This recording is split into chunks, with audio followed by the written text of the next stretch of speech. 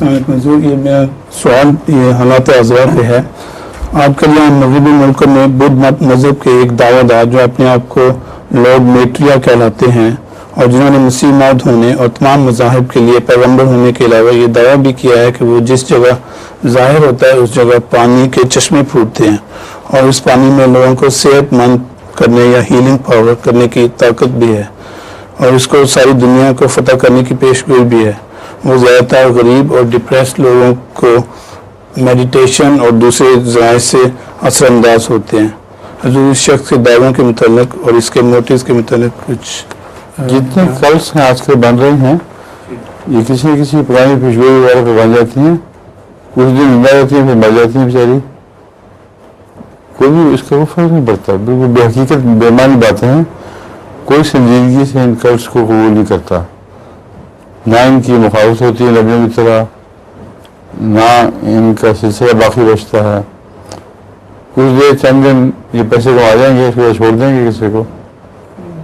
کافی central London میں جو وہ ہر مہینے وہ رکھتے ہیں میٹنگ کانفرنس رکھتے ہیں سینٹرل لندن یوسٹن کے پاس, ٹھیک ہے, اور ادھر کافی لوگ ڈپریسڈ وغیرہ آتے ہیں. کیا فرق ہوتا ہے آپ کو؟ وہ سب مذاہب کی کاپی کر کے اچھی چشمے بھی پھوٹتے ہیں, انہیں بیان کرنے کی کوشش کرتے ہیں. آپ چند مریض پڑے سے لگے نا دیکھنے کیا ہوتا ہے ان کا, یہ علاج ہے.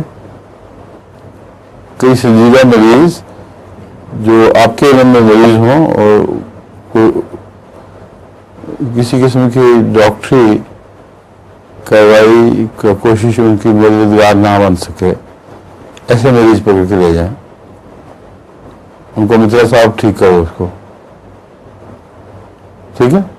اس کے ساتھ ساتھ وہ یہ بھی دعویٰ کرتے ہیں کہ وہ مسیح موعود ہے اور پیغمبر ہے سب مذاہب کرنے دیں.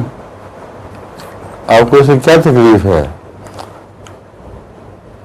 آپ معین طور پر جا کے پوچھیں تو صحیح, آپ سوئی باتیں کر رہے ہیں.